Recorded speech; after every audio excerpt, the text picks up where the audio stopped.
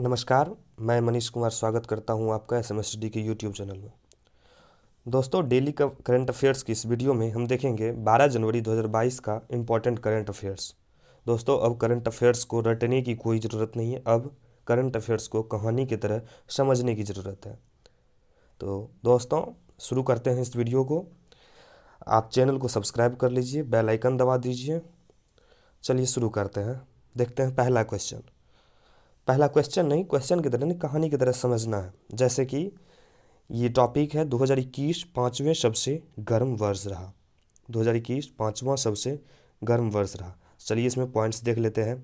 वर्ष 2021 52 साल के यूरोपीय रिकॉर्ड में पाँचवां सबसे गर्म वर्ष रहा है। कौन सा? 2021 पाँचवां सबसे गर्म वर्ष रहा है।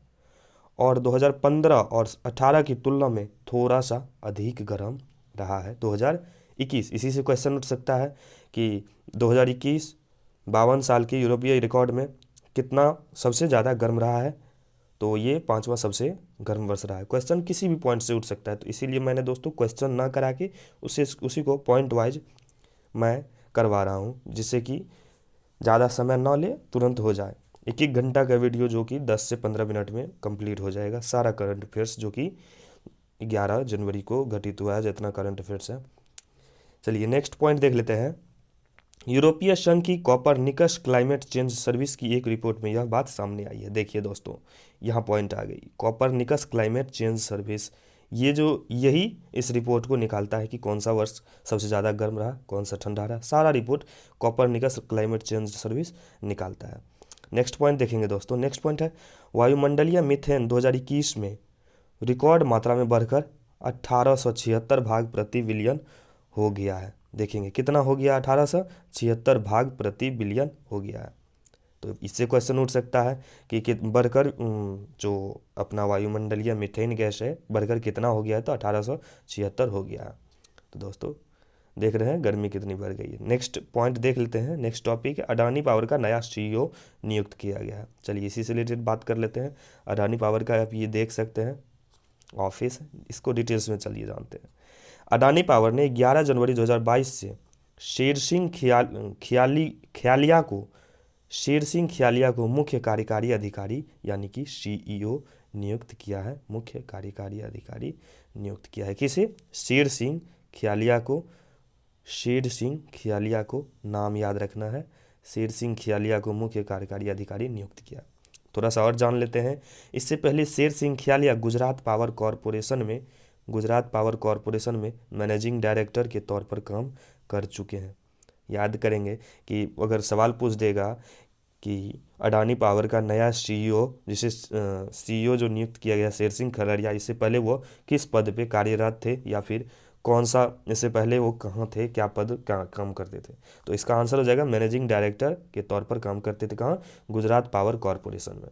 नेक्स्ट देखेंगे दोस्तों, पॉइंट है, वह Sher Singh Khiyalia power station India limited, Paschim Gujarat Vij company limited, उत्तर गुजरात वीज कंपनी लिमिटेड और अन्य सहित कई बिजली वितरण कंपनियों में बोर्ड में निदेशक के पद पर रह चुके हैं, कार्य कर चुके हैं। बहुत सारे बिजली विभाग में काम कर चुके हैं।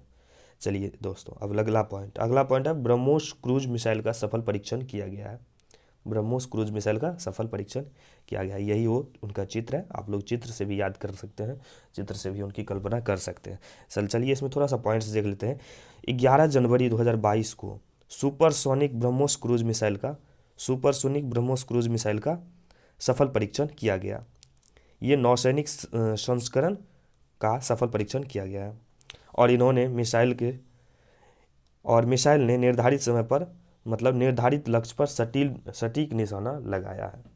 चलिए ये पॉइंट हो गया। इसी से क्वेश्चन पूछ सकता है कि कब सफल परीक्षण किया गया, तो 11 जनवरी 2022 को किया गया है सुपरसोनिक ब्रह्मोस क्रूज मिसाइल का।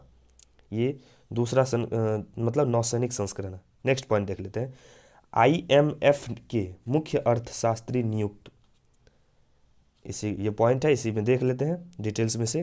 तो बात करेंगे IMF के मुख्य अर्थशास्त्री, तो अंतर्राष्ट्रीय मुद्रा कोष IMF ने पियरे ओलिवियर गॉरिंचस को अपना मुख्य अर्थशास्त्री नियुक्त किया है। किसे? पियरे ओलिवियर गॉरिचस को अपना मुख्य अर्थशास्त्री नियुक्त किया है।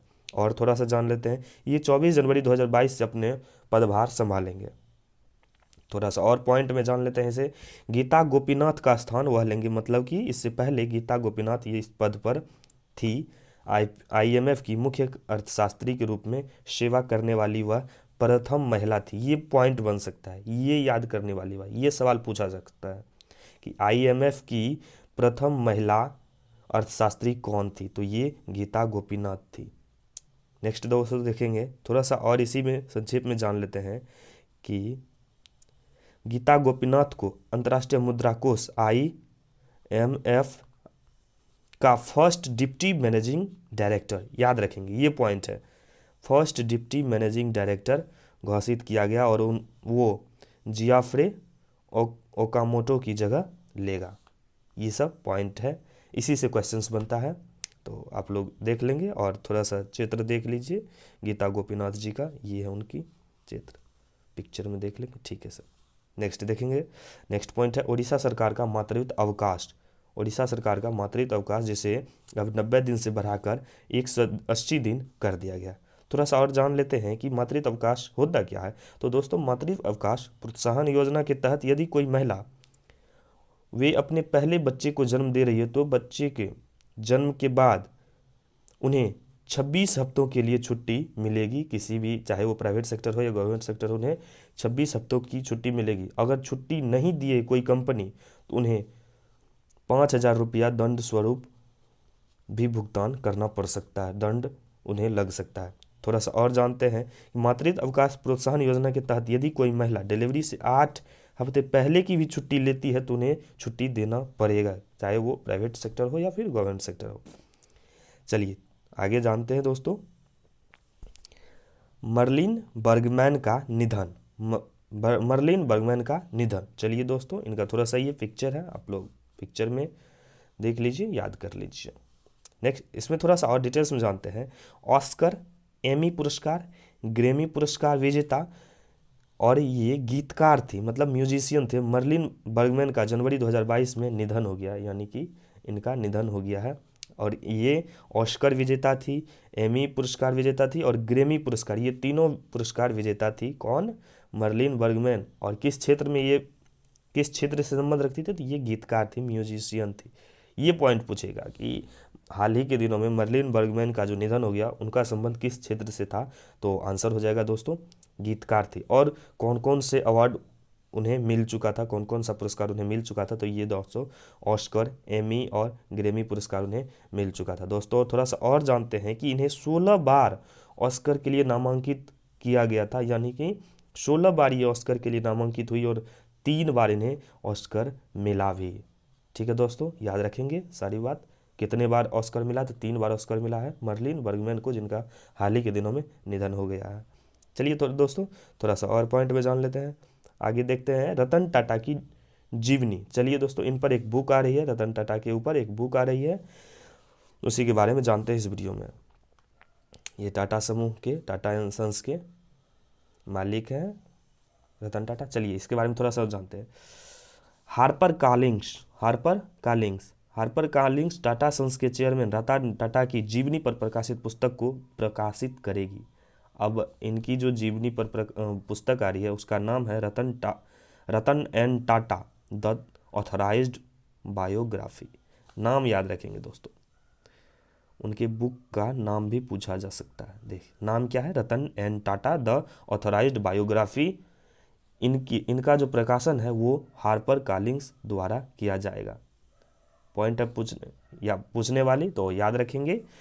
मतलब एक तो क्वेश्चन हो गया कि उनकी जीवनी पर जो बुक आ रही है उनका नाम क्या होगा, तो उनका नाम होगा Ratan and Tata the authorised biography. और इनके ये बुक किसके द्वारा प्रकाशित की जाएगी, तो दोस्तों ये हो जाएगा हार्पर कॉलिंग्स द्वारा प्रकाशित की जाएगी। आगे थोड़ा सा और इसके बारे में जान लेते हैं। तो इस बुक को डॉक्टर थॉमस मैथ्यू ने लिखा है। डॉक्टर थॉमस मैथ्यू पूर्व वरिष्ठ IAS अधिकारी रह चुके हैं, इन्होंने इस बुक को लिखा है, जो कि रतन टाटा के जीवन पर आधारित बुक है।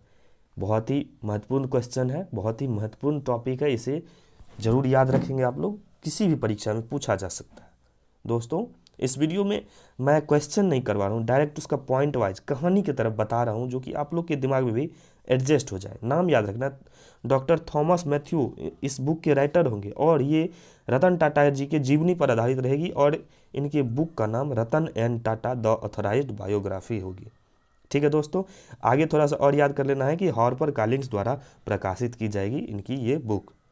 नेक्स्ट देखेंगे दोस्तों, नेक्स्ट आईपीएल का नया टाइटल स्पॉन्सर टाटा हो गया है, जो कि पहले वीवो हुआ करता था, अब टाटा हो गया है। चलिए थोड़ा सा और जान लेते हैं। टाटा समूह ने 2023 से आईपीएल के टाइटल प्रायोजक के रूप में वीवो का स्थान ले लिया है। यानी कि दोस्तों पहले वीवो आईपीएल हम लोग कहते थे, अब वो टाटा आईपीएल हो जाएगा, टाटा आईपीएल हो जाएगा।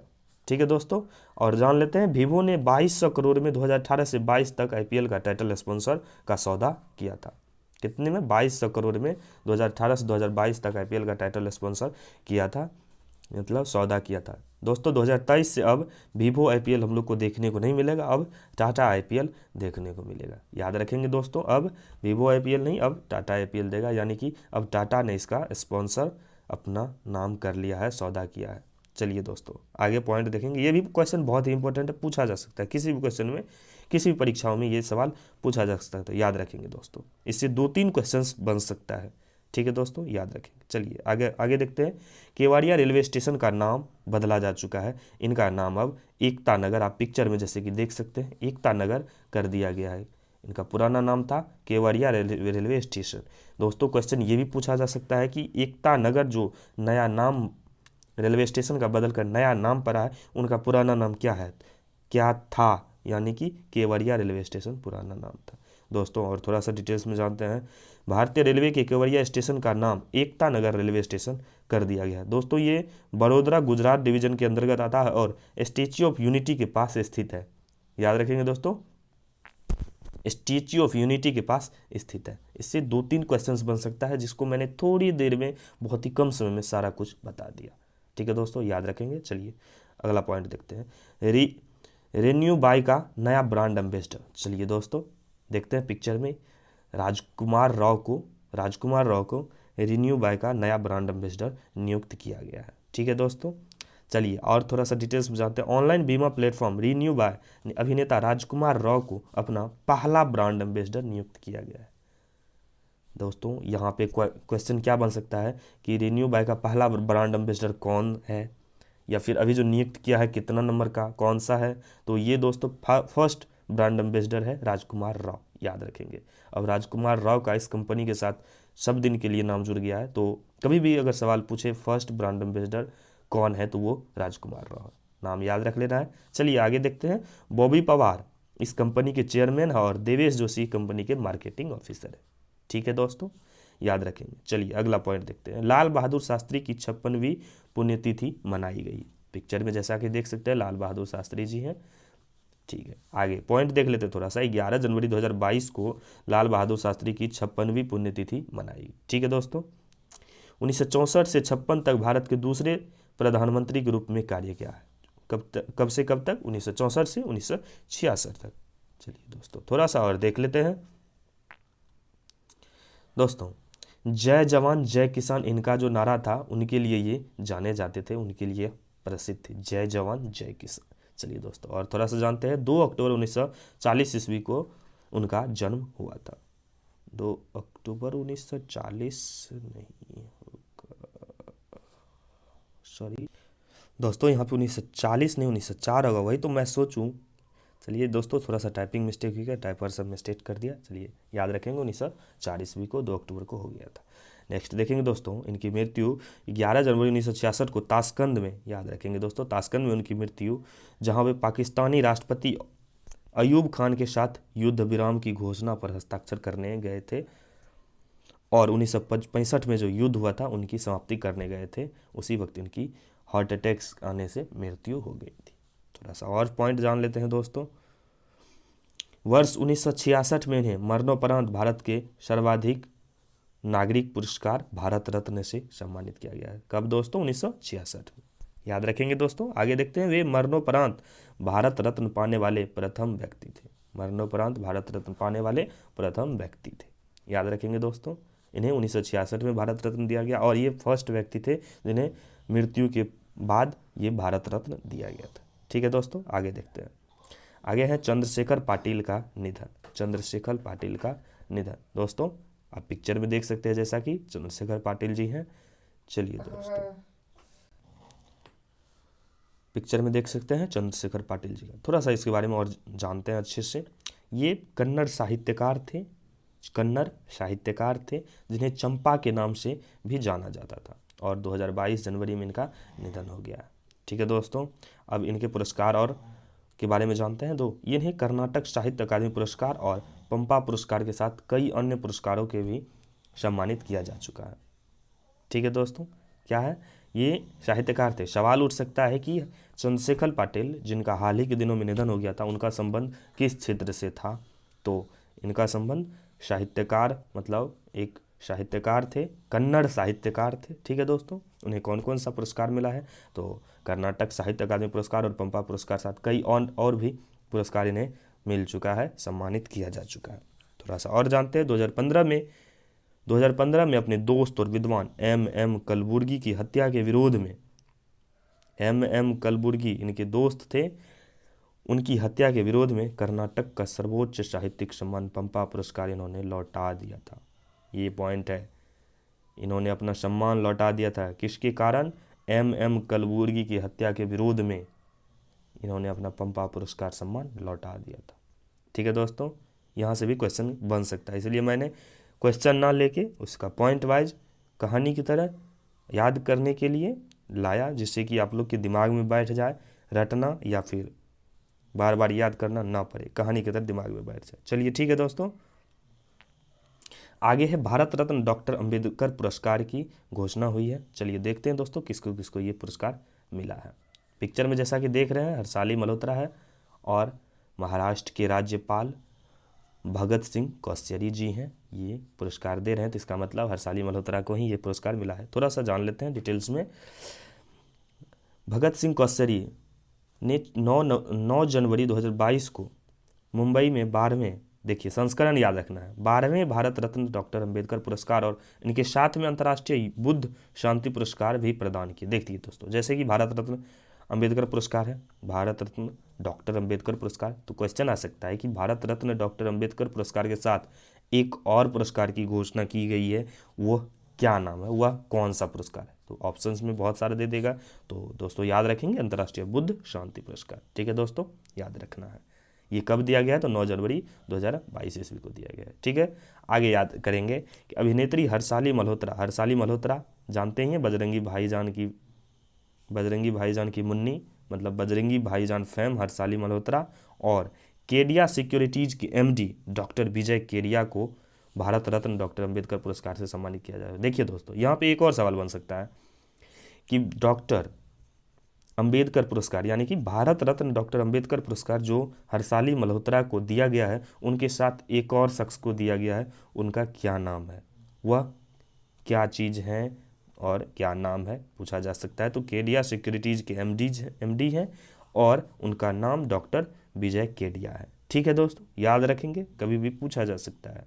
ठीक है, एक कहानी की तरह दिमाग में बैठा लीजिए कि डॉक्टर अंबेडकर पुरस्कार के साथ अंतर्राष्ट्रीय बुद्ध शांति पुरस्कार भी प्रदान किया गया है और ये 12वां संस्करण होगा, 9 जनवरी 2022 को दिया गया है, तथा हर्षाली मल्होत्रा के साथ डॉक्टर विजय केडिया को भी भारत रत्न डॉक्टर अंबेडकर पुरस्कार सम्मानित किया गया है। ठीक है दोस्तों, याद रखना है। चलिए आगे देखते हैं। लीजेंड्स लीग क्रिकेट का एम्बेसडर चुना गया है। चलिए देखते हैं, पिक्चर में जैसा कि देख रहे हैं झूलन गोस्वामी है, Bharat Indian women cricket team की फास्ट बॉलर है झूलन गोस्वामी, तो इसका मतलब इन्हें ही एम्बेसडर चुना गया होगा। चलिए थोड़ा सा और जान लेते हैं डिटेल्स में। महिला सशक्तिकरण को बढ़ावा देने के लिए, चलिए देखिए ये पॉइंट है, महिला सशक्तिकरण को बढ़ावा देने के लिए legends league LLC cricketer Jhulan Goswami को अपना एम्बेसडर नियुक्त किया है। ठीक है दोस्तों, थोड़ा सा और जानते हैं। LLC ने लीग के लिए एक all women match official team की भी घोषणा की है, ऑल वुमेन ऑफिशियल टीम की भी घोषणा की है, जिसमें दुनिया भर से ICC पैनल में शामिल महिला अंपायर, देखिए दोस्तों कौन कौन इसमें शामिल है, महिला अंपायर और मैच रेफरी शामिल है। ठीक है दोस्तों, याद रखेंगे। All women match official team की घोषणा की है, जिसमें महिला अंपायर और मैच रेफरी शामिल है। ठीक है दोस्तों, आगे थोड़ा सा और जान लेते हैं। दक्षिण अफ्रीका के सांड्रे फिट्ज पूरी लीज के लिए मैच रेफरी का काम संभालेगी। ठीक है दोस्तों, देखिए सांड्रे फिट्ज नाम याद रखना है, कहाँ से बिलोंग करती है, दक्षिण अफ्रीका से। ठीक है, दक्षिण अफ्रीका से बिलोंग करती है, नाम है सांड्रे फिट्ज। ठीक है दोस्तों, याद रखें। चलिए थोड़ा सा और आगे जानते हैं हम। अब इस वीडियो को यहीं ख़त्म करते हैं। हो गया आज का करंट अफेयर्स। 12 जनवरी का वीडियो अच्छी लगी होगी तो वीडियो को लाइक कीजिए, चैनल पर नए हैं तो सब्सक्राइब कर लीजिए। और थोड़ा सा एक क्वेश्चन आप लोग के लिए है। हाल ही में दोस्तों, हाल ही में bank of Baroda BOB bank of Baroda ने किसे अपना नया ब्रांड एम्बेसडर नियुक्त किया? ऑप्शन की ओर देख लेते हैं। झूलन गोस्वामी, मिताली राज, शेफाली वर्मा और विराट कोहली है। दोस्तों इसका कमेंट करके आप लोग को जवाब देना है। जानते हैं तो कमेंट कीजिए, जल्दी से कमेंट कीजिए, जितने लोग जानते हैं कमेंट कीजिए दोस्तों, देखते हैं उससे अपना नॉलेज भी बढ़ेगा। गलत हो या सही हो कमेंट करके जवाब जरूर दीजिए। ठीक है दोस्तों, इस वीडियो को यही ख़त्म करते हैं। आप लोग चैनल को सब्सक्राइब कर लीजिए, लोगो यही है। ठीक है दोस्तों।